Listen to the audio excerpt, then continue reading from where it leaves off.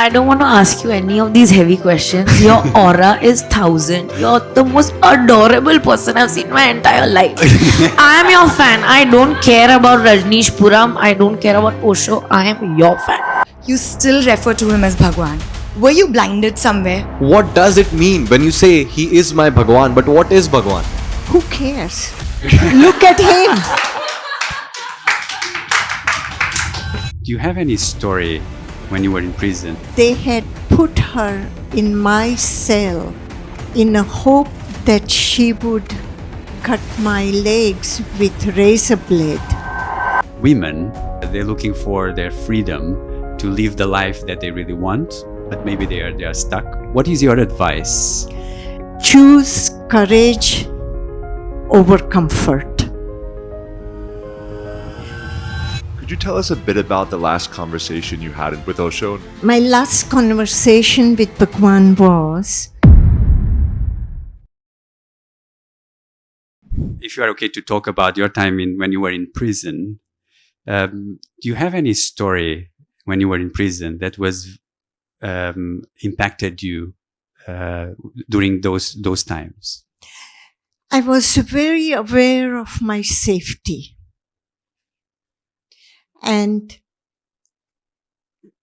I had to focus on and remain very alert intuitively that no harm comes to me bodily.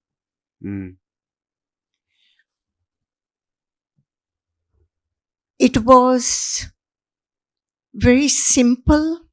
In the first few days, I recognized that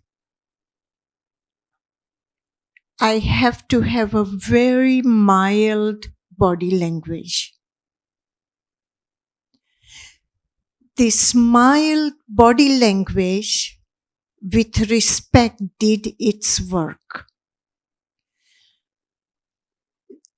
I gave respect to other prisoners who I would have a contact with,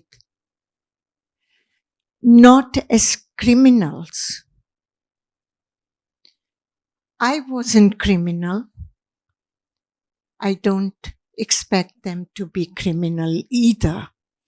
And I saw to them at an eye level. Wow. And with respect. I remember one prisoner who was doing twice 12-year consecutive prison time, and she was only 25 or 26 years old. She used to call me Mrs. Kennedy. She says, when I see a criminal, I know they are. What are you doing here? And they had put her in my cell to share with me in a hope that she would cut my legs with razor blade. That she had that tendency that she would find razor blade, and she always finds razor blade for some reason. I was removed from the cell after 6 months, and I was called by a psychiatrist of the prison. What are you doing with her? I said, I'm not doing anything. Are you teaching her meditation? Me? No. No, I don't. Because he had not seen her for 6 months without doing damage to somebody. Wow. And she always protected me. It was like she was sent to me from existence to look after me. She would not let me go to the laundry room because that's where the fights break out, or showers. When I go shower, she stands outside. Wow. And she had this sort of concrete doll or a clay doll, but very heavy. That was her weapon also. And she would stand there to protect me. But I became quickly friends with all criminals there, you know. If I was given a title of criminality or be a criminal, then I had to be part of them. Wow. What a story. In that journey in prison, what did you learn about yourself? What I learned is patience. To sit 39 months in a prison, patience you need. And I did not allow myself to get depressed. Wow. Why? Because depression comes with expectations. You expect and you are disappointed because your expectations are not fulfilled. Next step to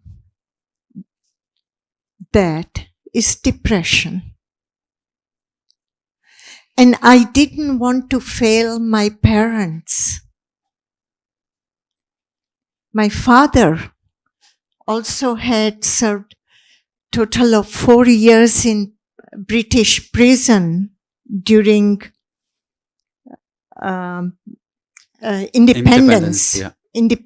Independence movement with Gandhi. Wow.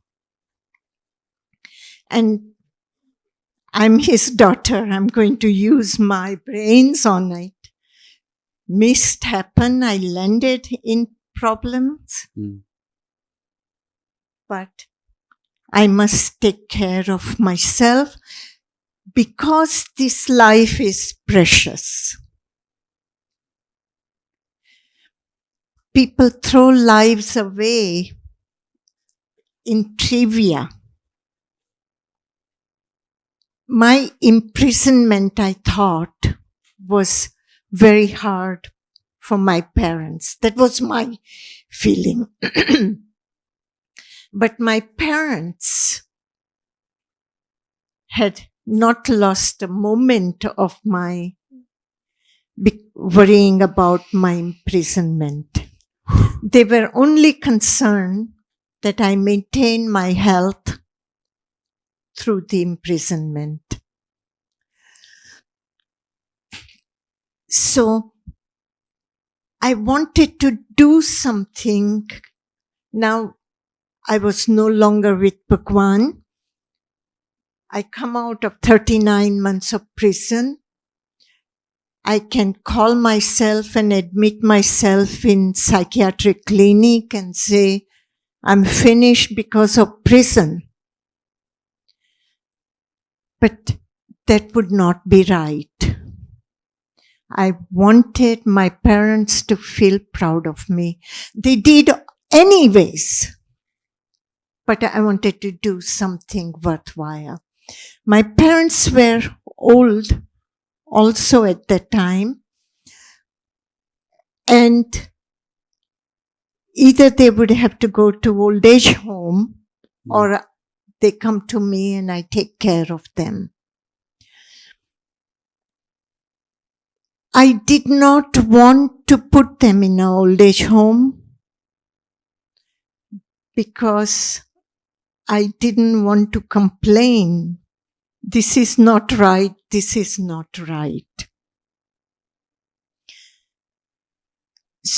And I am critical when it comes to parents. So I had to create something for them. And that's where I created Matus Sadan and Bapu Sadan, one for mother and one for father. Because people who will live in it, if the woman comes, then she has the potential of mother. And all mothers are dear to me. So one home for mothers and similarly other for Bapu Sadan, father. Where 34 years went by, creating and living in it. I came out of prison, had no money. I go to Portugal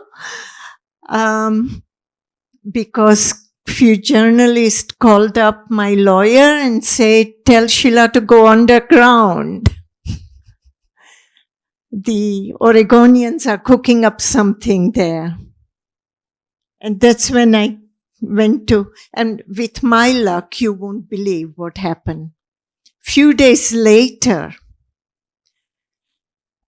the man, I was renting a little hut in a eucalyptus forest.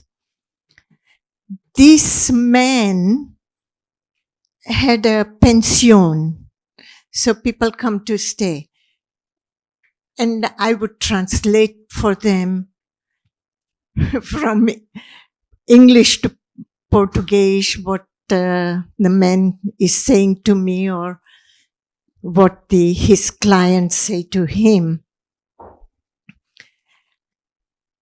And it happened, there were two guys came, they told me, he called me, he said, can you translate for us?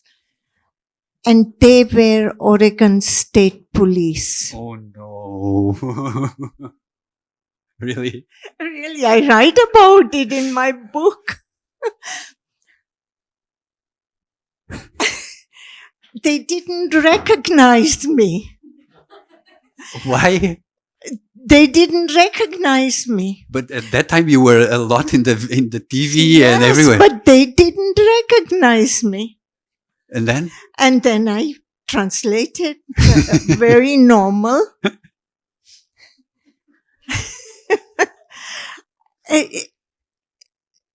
As I say, complex life and enjoy at the same time cool event.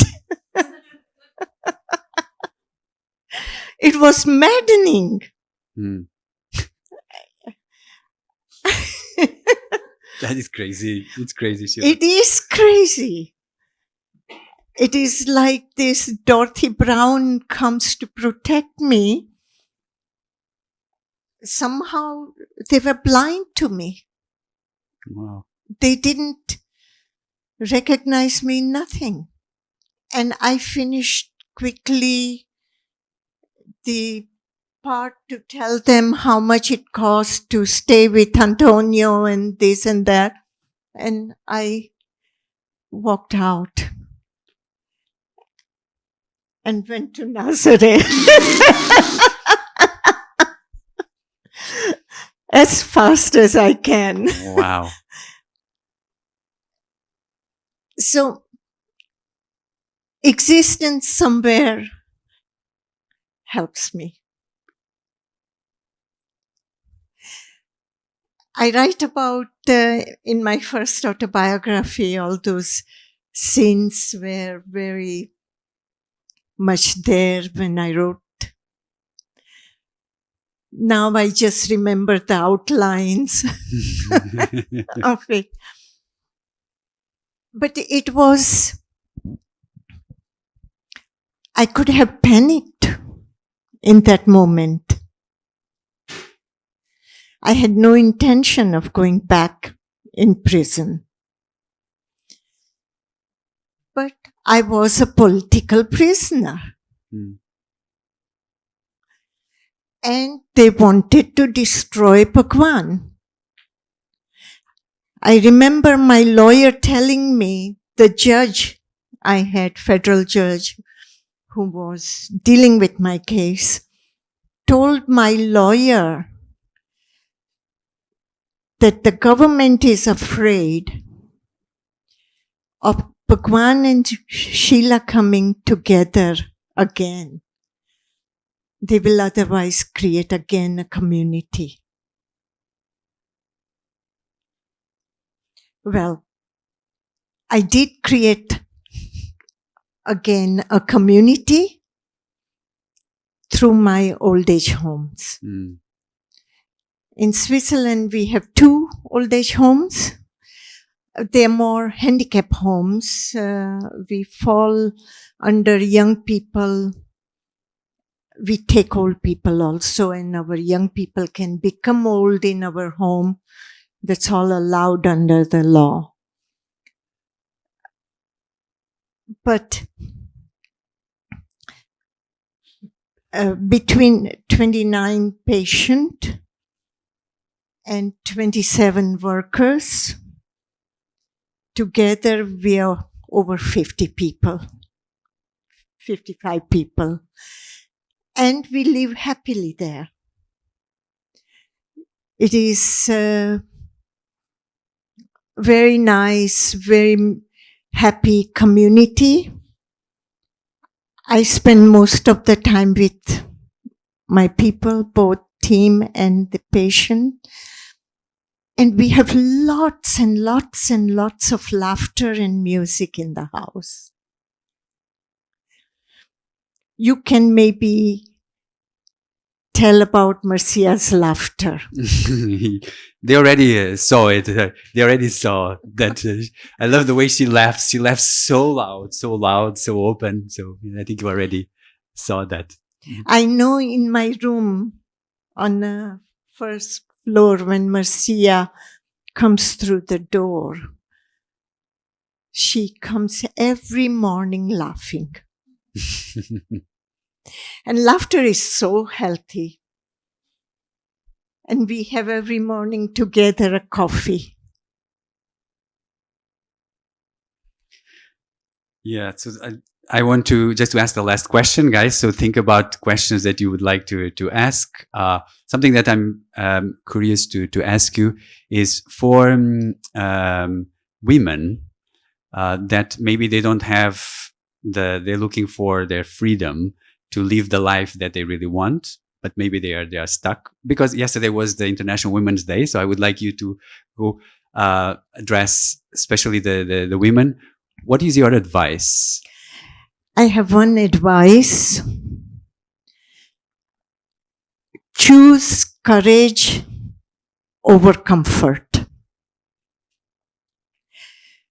Don't trade your freedom. Freedom is vital. And where often the problems come is in relationships. Sexuality.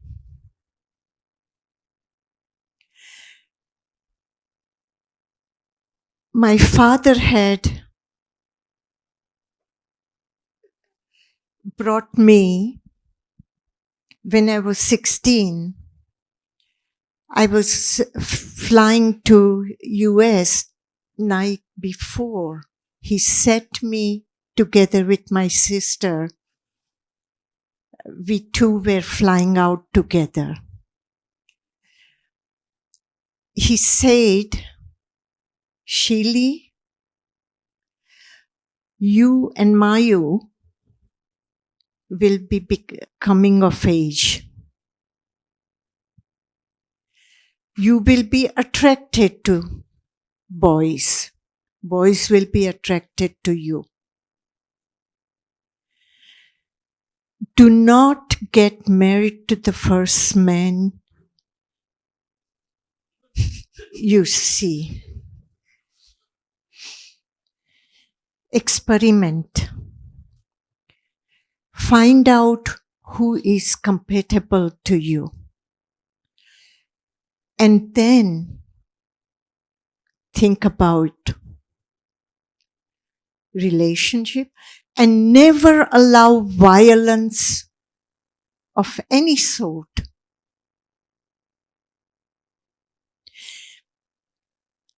This was a real father who is training me and my sister with his wisdom and his understanding of life.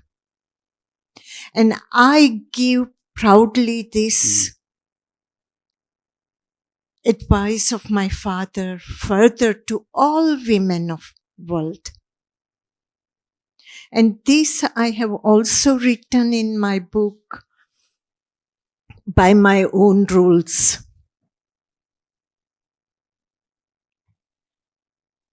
It is so important that, and often we women sell ourselves cheap for security. Don't do it. Somebody asked me in Baroda when I was speaking to the university, says, what do I say or do when a man says, behave like a woman? What a put down. Hey, mind your own business, buddy. Get lost. That's what you say. Have some respect. Women have their own individuality. Women are capable partner to a man. And that respect must be accepted and sought. Yeah. My mother, father have tears every time they see. And yeah, it was wonderful. There's a lot of images and flashes of the documentaries going on my head as I see you speak here. And you spoke of community, and one thing that really stands out to me is in today's world, if you look at loneliness is at its all-time high, and sort of people crave connection, but struggle to find a real sense of belongingness. And what I see, what you have truly done, is built a thriving community where people were willing to give their career lives for that sense of belongingness. And when you look at today, the modern world, people are really, struggling to find that sense of belongingness, that human connection. So if you were to condense everything that you have learned about bringing people together and make them feel the sense of belongingness, what would be some of those things that you really feel that, brings people together and build a community? That's a great question. Yeah. The community had our community in Oregon or in Pune Ashram had one common thread. We all loved Bhagwan. And we loved him such that we were ready to work. We never thought about getting paid. We were never paid.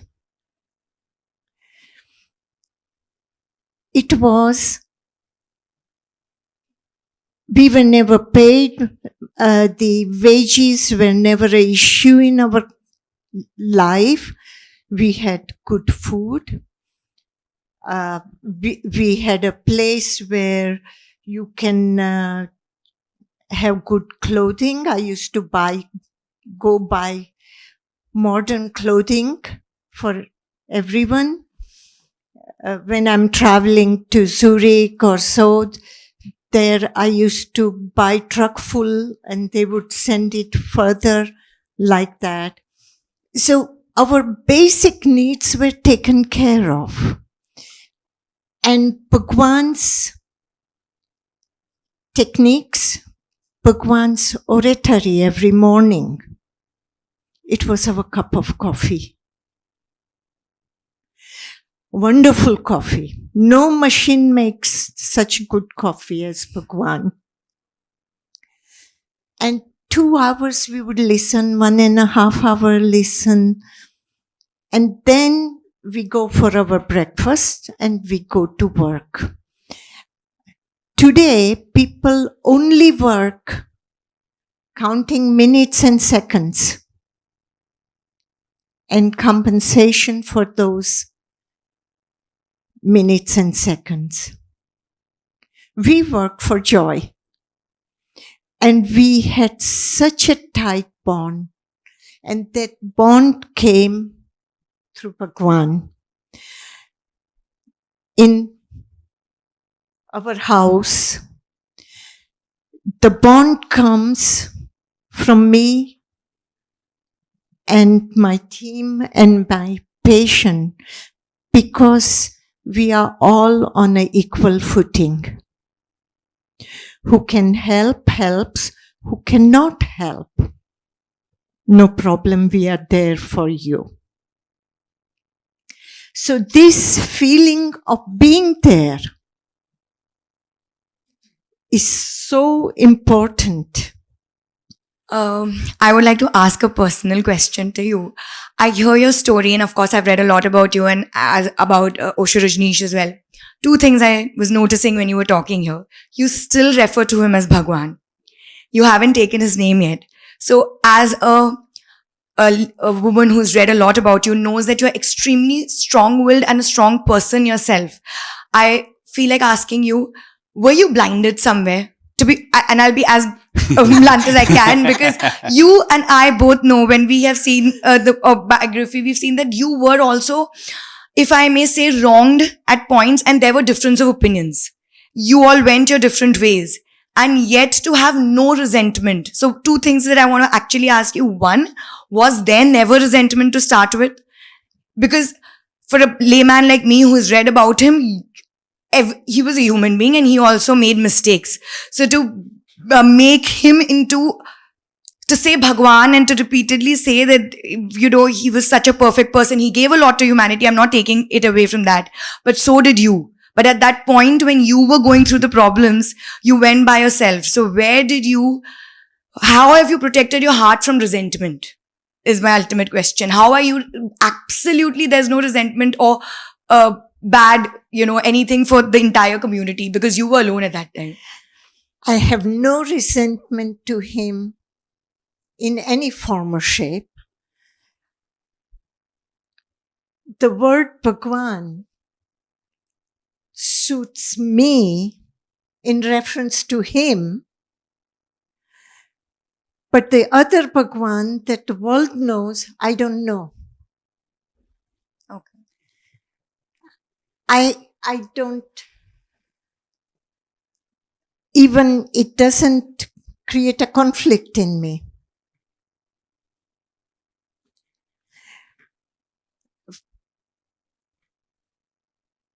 I love that man. I didn't feel resentment towards Bhagwan. When people ask me, he said so many bad things and this and that, that's his choice, his problem, not mine. But you gave your entire life to him also. Yeah, so. but I gave it because I wanted to. It was my choice. And I'm very grateful that he gave me this opportunity to be his secretary.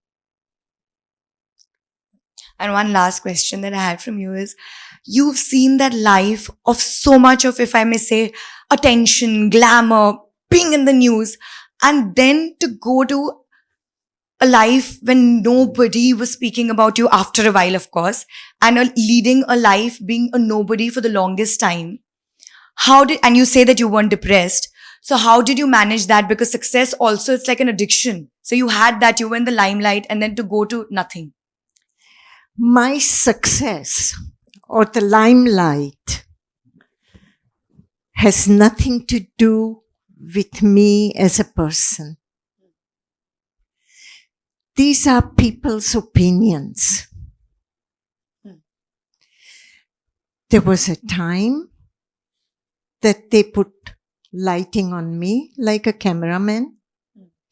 And there were times no light was needed. I only have accepted it. Whatever comes my way, I'm going to walk through it. And I do. Thank you so much. Thanks. Right. I have two questions if we have time. The first was, could you tell us a bit about the last conversation you had with Osho and what you guys said to each other? My last conversation with Bhagwan was, he was having drug use.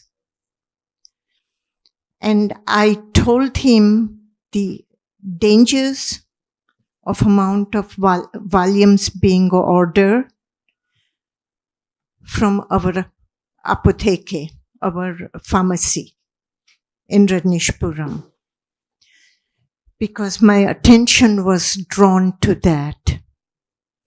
The pharmacist came to me, showed me the documentation, and so the details I don't remember anymore, the milligrams and this, that.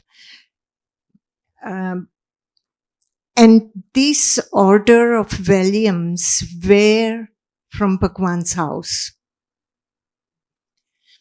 So I was warning Bhagwan that something is going wrong here and it needs to be looked at it, because this can bring us problem with narcotic department in Oregon. Before this, we had already 2 raids from, what do they call them? And something. It is alcohol and tobacco, drug administration, some sort of.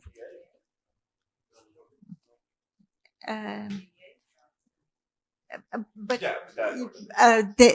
we had. And Bhagwan's order to me is to protect him, protect his teachings, and protect his commune. That was in this form my responsibility. And I told Bhagwan that with this drug use, I could not do it. I could not protect anything. And all that we have created will go lost. And he simply said to me, Sheela, he called me Sheela. Sheela, you ignore. And that was my last conversation. I could not ignore it. And I could not comply with this command of ignoring him, ignoring this whole issue. That's when I chose to leave. That's when I feel if I can't do my job right, then I have no right to be there. And that was my decision to walk away. Please. Just to follow up on that, what do you feel, there's so many of these great people in history that, like people like Alan Watts, who died of alcoholism, or even Osho turning to drugs, have spending so much time with him. Because I've read some of his books, I've done some of his meditations. He had so much wisdom and knowledge, but then to end up turning to drugs, what do you feel from witnessing that and being in that community led him on that path? I felt he was going against his own teachings. He taught our community, and it was a mandate also, that our community is created for awareness. And when you want to be aware, you cannot have addiction attached to it. Addiction makes one weak. Addiction makes you sleepy. You're not aware at that point. And if I have to go and speak around the world, taking his teachings and explaining to people, how will I say? I know Bhagwan often said, look at the moon, the beauty of the moon. Don't look at my finger. But it doesn't apply in the situation of drug use. But what went? Why do you think he went in that direction? What was the what? It was for me. No, for him. Why do you think what happened? I don't know. You don't know. I wasn't there anymore. No, but what made him go in that direction? What do you think was the wrong company? He was in a wrong company. Few people who were looking after him, they thought it was cute. Literally so. You laugh. I was horrified with their cuteness. So maybe one question per person that we can have more. Looking back at your journey, do you ever feel any sense of regret on how you wish something could have been different, or a sense of grief and loss? And what advice would you give to somebody to deal with those emotions? Last part I didn't understand. What advice would you give to people? Do you feel it yourself? And what advice would you give to people who feel regret or grief or loss? Okay. I have nothing to regret about. Life has offered me so much. How can I regret? And the work done without expectation in love. There's no need to look back into it. It is right. It is correct, the way it was done. About feeling sad, did I understand correctly? Grief and loss. Yes. Grief is the value you're putting on love. When you love in this moment completely, 100%, without expectations, then there is no grief. Yeah, tears may roll. You may miss not seeing the loved one. But time heals the wound. I have lost number of people I have loved. And I tell you, focus not on a grief, not on a loss. Focus on a new love, new situation.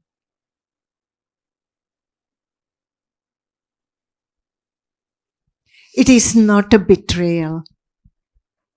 when you look for a new loving situation, don't feel that you are betraying the person who has been gone. No.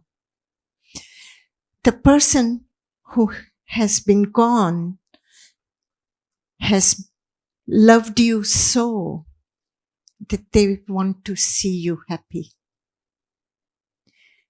Think the other way around and offer the loved one who is gone your happiness.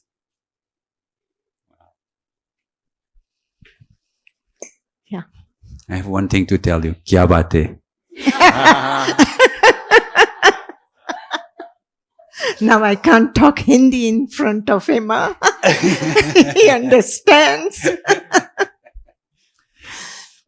Sheela ji, speaking of love, I want you to take us back to that time that you first met Bhagwan and how you fell in love with him. What made you fall in love? Just take us back to those moments, whatever you can remember, and share. And if you can share anecdotes, because the kind of love that you have shown in your work, towards him.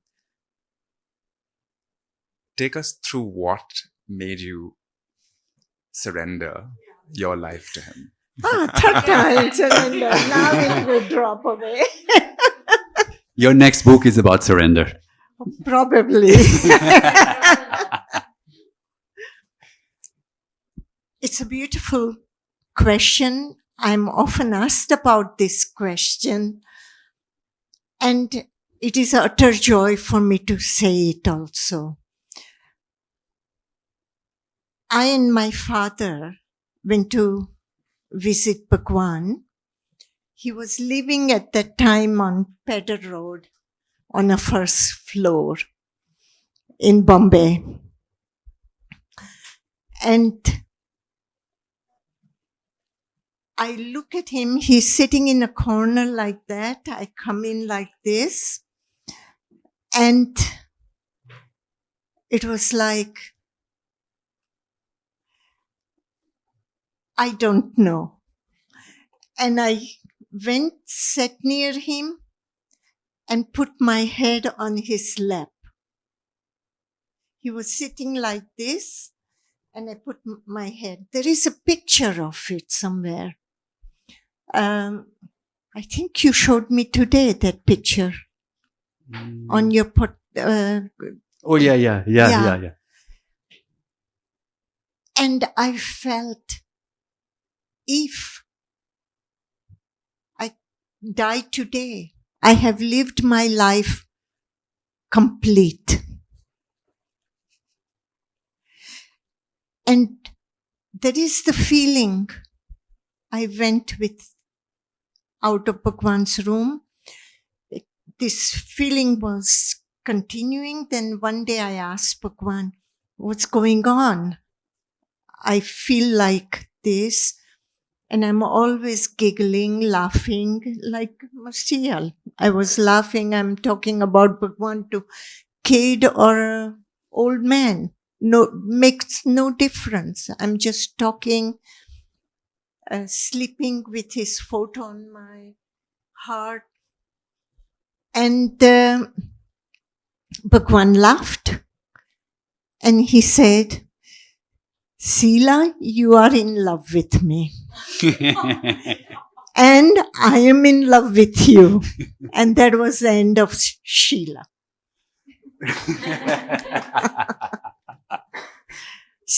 Sheela remained, but Sheela was gone.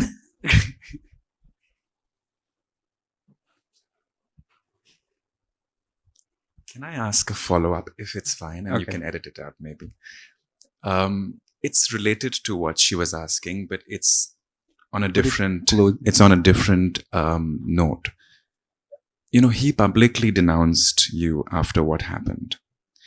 He mentioned many crimes that you allegedly committed, etc., etc., etc. Nobody's dead yet. Right.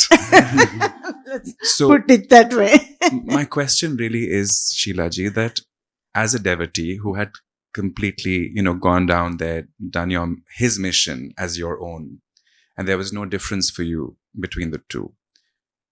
How do you reconcile? My question is about faith. How do you reconcile what happened in the world with your inner belief system or your inner faith? Because sometimes the demons we fight that are harder to fight are the ones inside of us.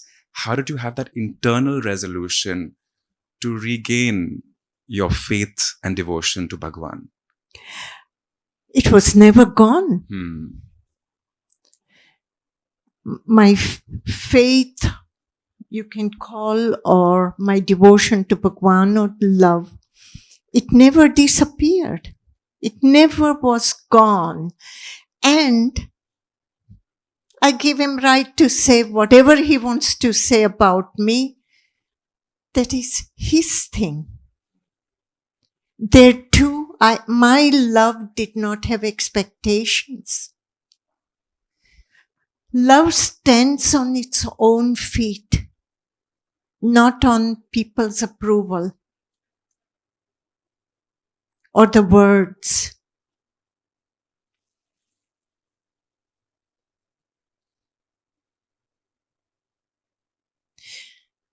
I don't take it personally. Yeah. So if you come back again, you fall in love with you. Oh, absolutely. Oh, I will prepare everything very romantically and definitely. Okay, so after we go there and then here, yeah. So my question is, today when we are talking about community, commune, it's quite easy to build it, yet people fail. Today we have a designation as community manager. Back then, when you were building something, with Bhagwan, there was nothing like that. What were the few things that you did right that the community became so popular? Today, people are struggling with building communities. You did that in 1970 physically without Facebook and whatever exists today. How did you do that? From crisis. Crisis is my best friend. Truly. When you are in crisis and you come on a crossroad, choose correct. And we had crisis. Bhagwan had to go to Oregon from here because there was no space. It was a big crisis in Pune. For people like us, Bhagwan means something. For example, to me, it means, say, nature or the universal consciousness. I want to ask you, what does Bhagwan mean to you? Why, when you refer to him as Bhagwan, in what reference do you, use the word Bhagwan, and what does it mean to you? For me, he is my Bhagwan. In any terms you want to put it. But I don't associate, or for me, it's irrelevant. For me, he's definitely my Bhagwan. 1000% my Bhagwan.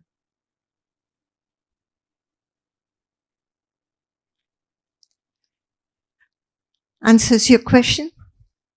Kind of not, because I actually wanted to understand, what does it mean when you say he is my Bhagwan, but what is Bhagwan? Who cares? Look at him.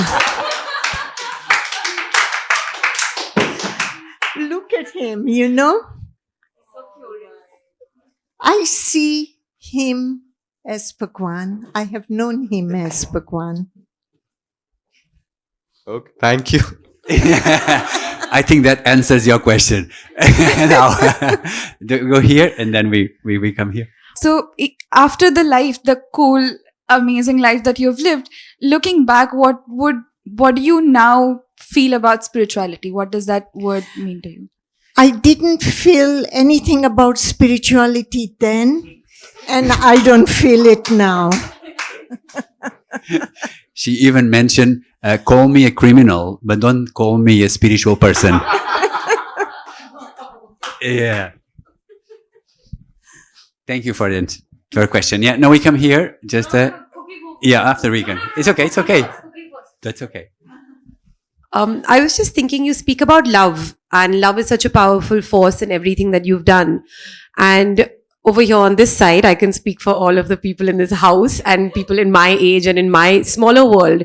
We're so focused on love as a romantic love, or a platonic love, or a familial love. But could you just highlight what your thoughts are on those forms of love as well? Love is a feeling,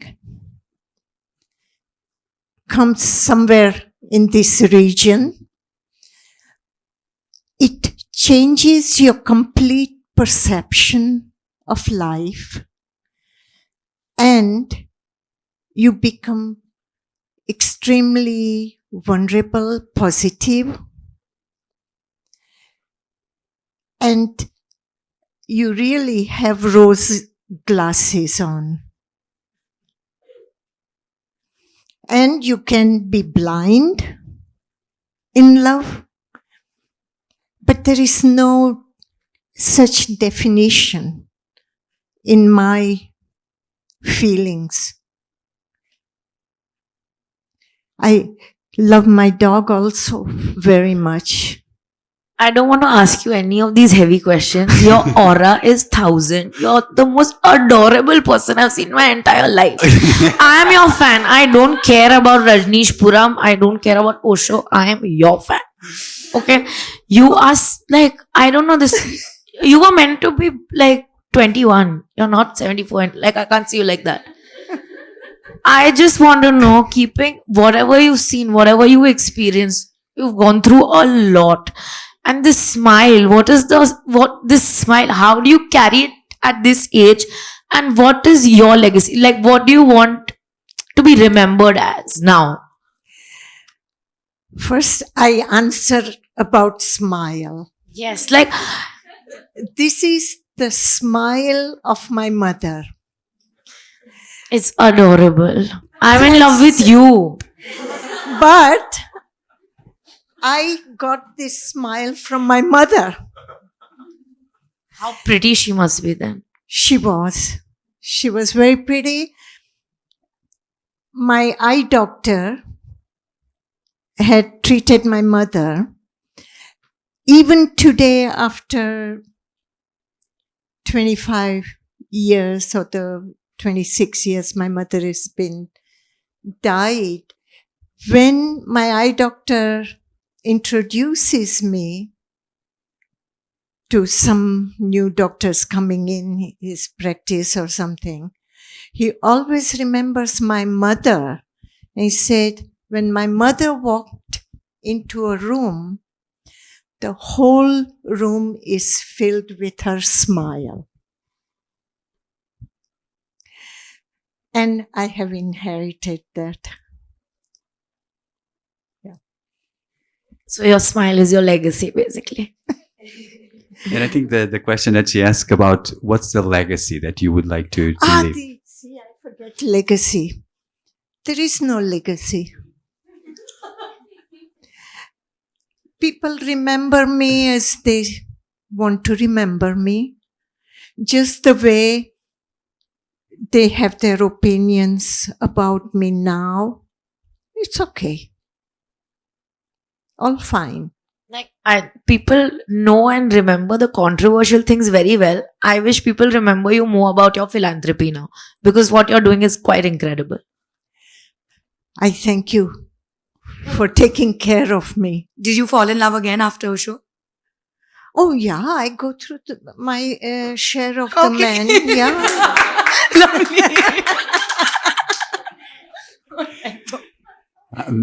Okay, I have a question. Like you talk about love. What are your thoughts on sex?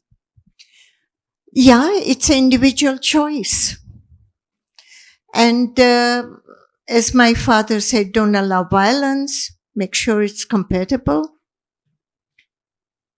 And no need to get married.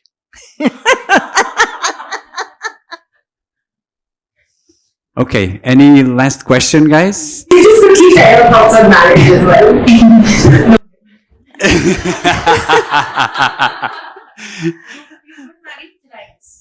I have been married 3 times, yeah. First was love. Second marriage was also love. Third one, I lost bet. Tell us more about that. I don't remember what I had bet then, but bet was that if I lose, I have to marry this guy.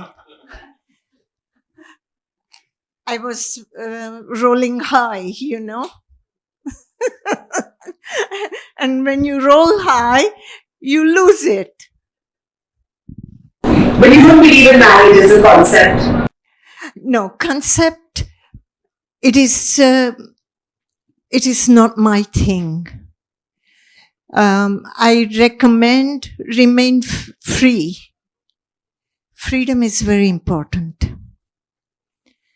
And comfort, I can sleep on the streets also. It's not an issue for me. So to finalize, what would be one thing that you would like everyone here to remember from this conversation? I would say be yourself and go get it.